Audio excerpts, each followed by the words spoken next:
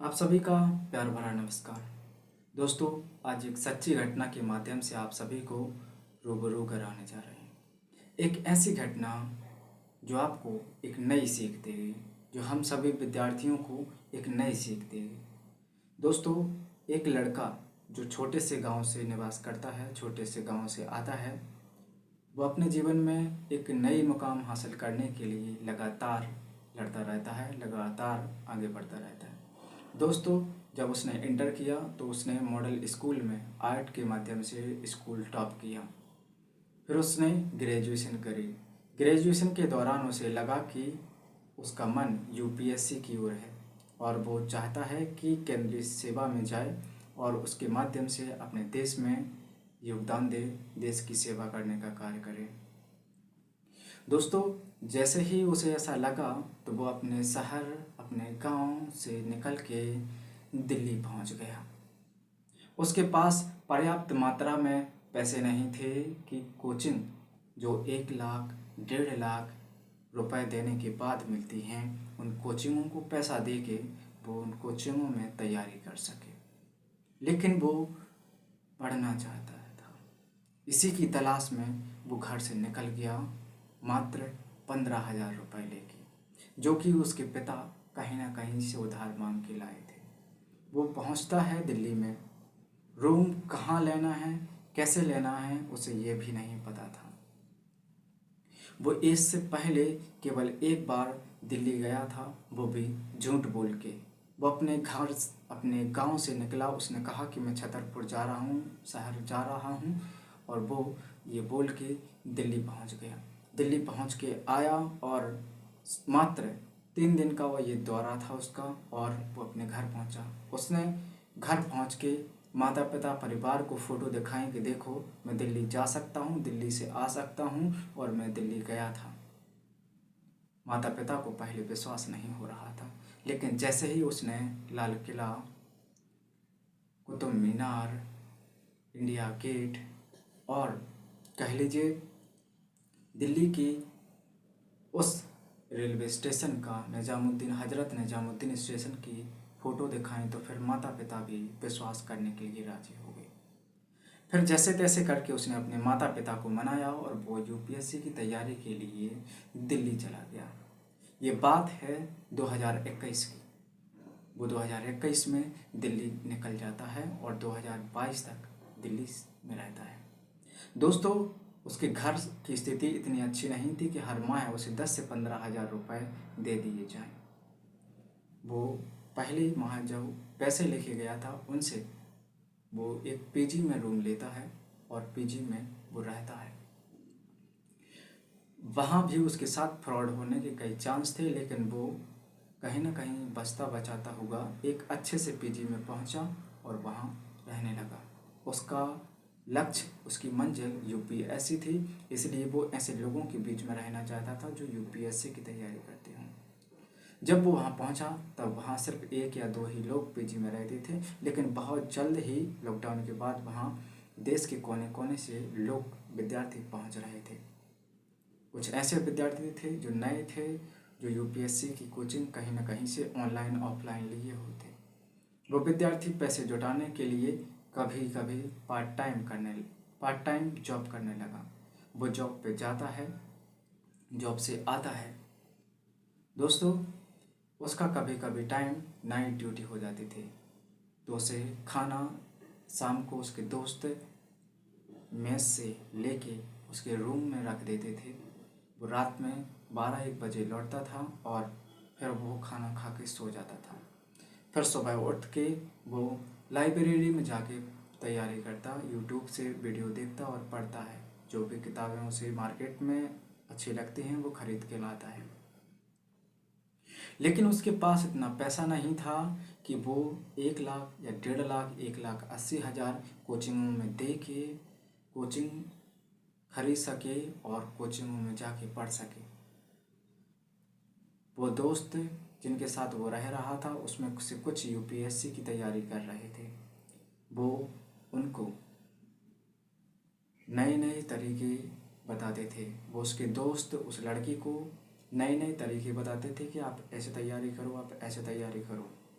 एक दोस्त उसका जो हरियाणा का रहने वाला है वो उसे अपनी यूपीएससी की कोचिंग का पासवर्ड और आईडी दे देता है, ताकि जिस कोचिंग में वो तैयारी कर रहा है ऑफलाइन जाके वो लड़का जो मध्य प्रदेश के छतरपुर से तैयारी करने के लिए दिल्ली पहुंचा है वो ऑनलाइन ही सही पर तैयारी कर सके। उस लड़के से उसने आईडी पासवर्ड लिया। अब वो लाइब्रेरी में जाने लगा, लाइब्रेरी में पढ़ने लगा। काफ़ी समय बीता। जैसे ही समय बीतता गया वो पार्ट टाइम जॉब भी कर रहा था और लाइब्रेरी में पढ़ भी रहा था। लेकिन 2022 आते आते वो निजी कारणों से घर वापस लौटा। छतरपुर में वो अपने भाई बहन के साथ रहने लगा, जहाँ पर उसके छोटे भाई बहन स्कूली शिक्षा या कॉलेज शिक्षा ग्रहण कर रहे थे, वहाँ उनके साथ रहने लगा।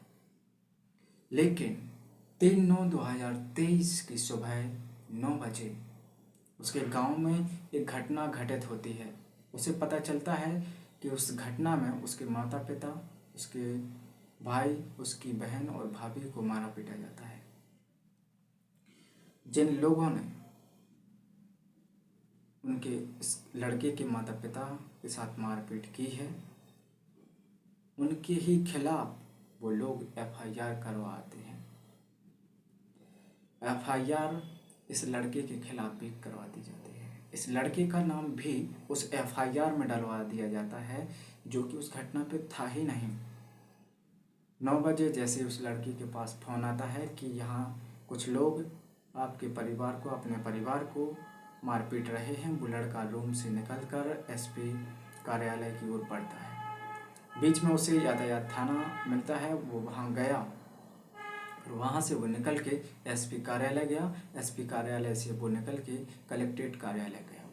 लेकिन दिन रविवार होने की वजह से और उस दिन मध्य प्रदेश के मुख्यमंत्री खजुराहो पहुँचे हुए थे, इस कारण से भी पुलिस व्यवस्था यहाँ उस प्रकार से अवेलेबल नहीं थी, यानी कि पुलिस नहीं थे जो होने चाहिए थे।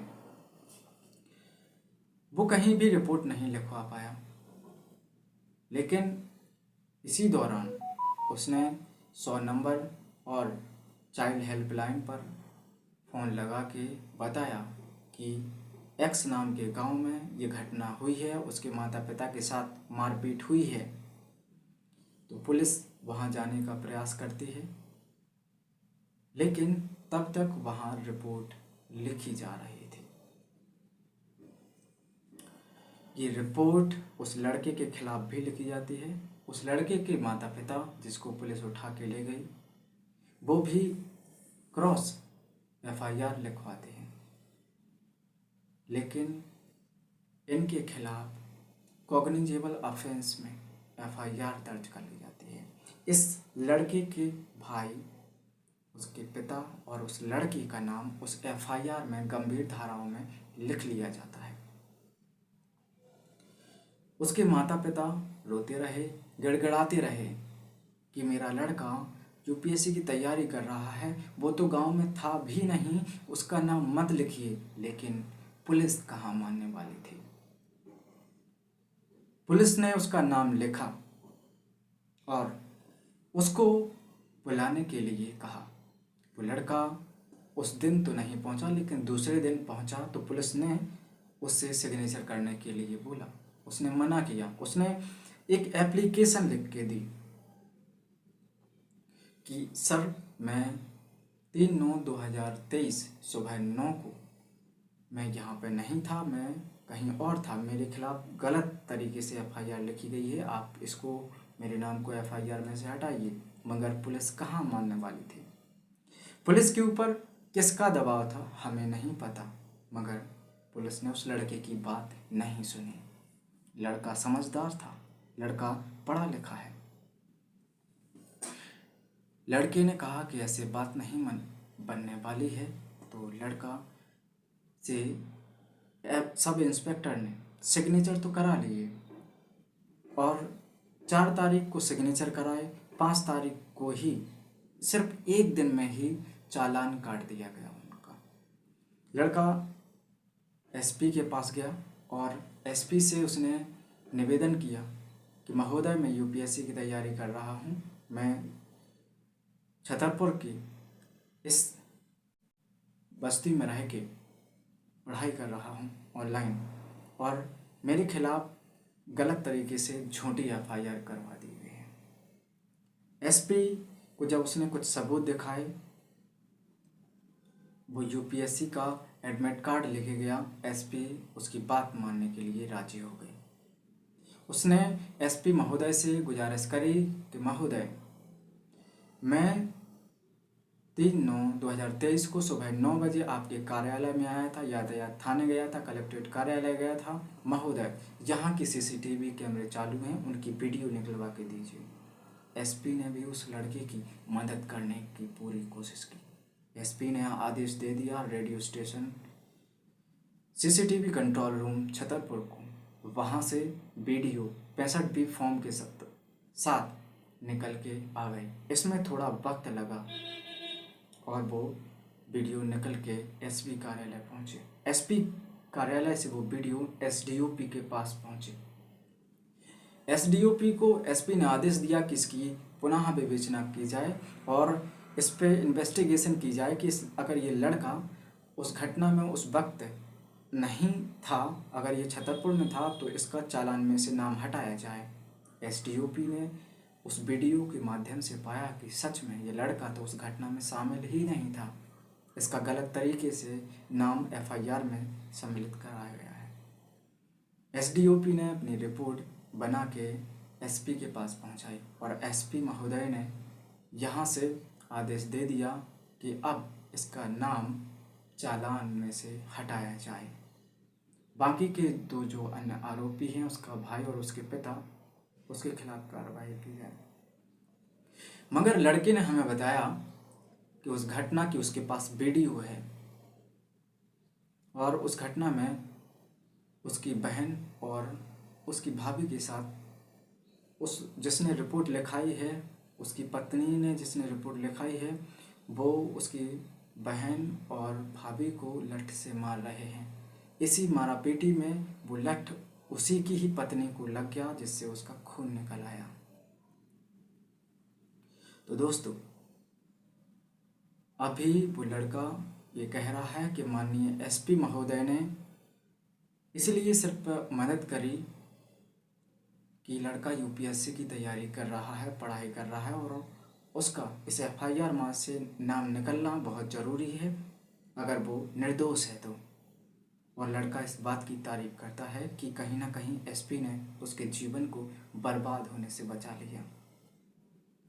लेकिन अभी भी उसके भाई और पिता के खिलाफ चालान काटा जाना है, इसके भी उसके पास सबूत हैं।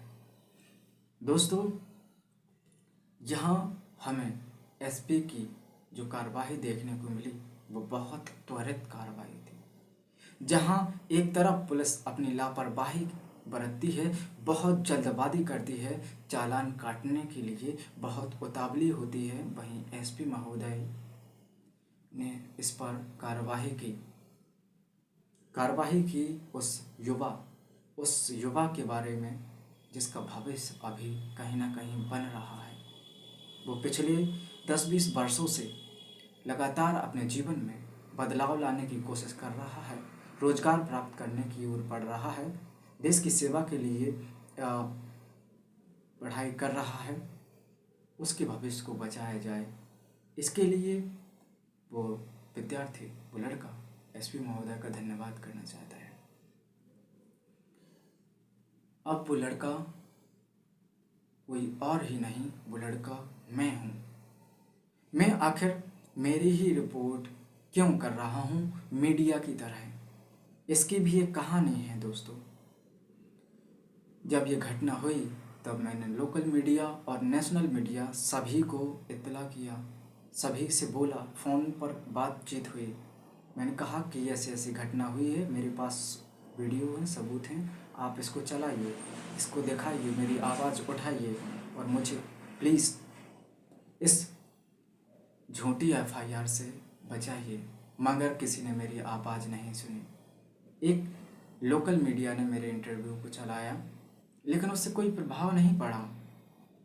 मैं इससे बहुत आहत था कि आखिर मीडिया मेरे जैसे निर्दोष आदमियों को नहीं बचा सकती, उसकी आवाज़ नहीं उठा सकती, तो फिर किसकी आवाज़ उठाएगी। शायद मीडिया को यहाँ पर्याप्त नमक और मिर्च नहीं मिल रहा था, पर्याप्त चटपटा मसाला नहीं मिल रहा था। तो मैंने अपनी आवाज़ स्वयं उठाने के लिए इस प्रकार की रिपोर्टिंग की है। ये आवाज़ मेरी है और ये रिपोर्टिंग मेरे बारे में है। दोस्तों, मैं मानता हूँ अगर आपके साथ कभी भी ऐसी झूठी FIR होती है तो आपको स्वयं ही खड़े होना होगा, स्वयं ही जागरूक होना होगा, स्वयं ही कठिनाई के रास्तों पर चलना होगा, वरना कोई आपकी आवाज़ उठाने वाला नहीं है। आपको दबाया जाएगा, आपको कानून के, आपको नियम के तले कोई भी दबा सकता है अगर आपको अपनी आवाज़ नहीं उठानी आती है। तो हमें अन्याय के खिलाफ उठना होगा, हमें अन्याय के खिलाफ लड़ना होगा, हमें जागरूक होना होगा। तो दोस्तों, मैं इसलिए इस प्रकार की रिपोर्टिंग कर रहा हूँ कि मेरे जैसे जो लोग हैं, अगर कोई उसका साथ नहीं दे रहा है तो लोकल मीडिया, उस आज का सोशल मीडिया उसका साथ दे रहा है। उसे आगे बढ़ना होगा, उसे अपने जीवन में वो मुकाम हासिल करने होंगे जिसे वो प्राप्त करना चाहता है। आप सभी का बहुत बहुत धन्यवाद कि आपने इतनी रुचिपूर्ण तरीके से मेरे इस वीडियो को सुना, मेरे इस इंटरव्यू को सुना। इसके लिए मैं आपका आभारी रहूँगा। मैं यही कहूँगा कि अपनी आवाज़ उठाइए और हमेशा सच्चाई के रास्ते पर चलिए। जय हिंद, जय भारत।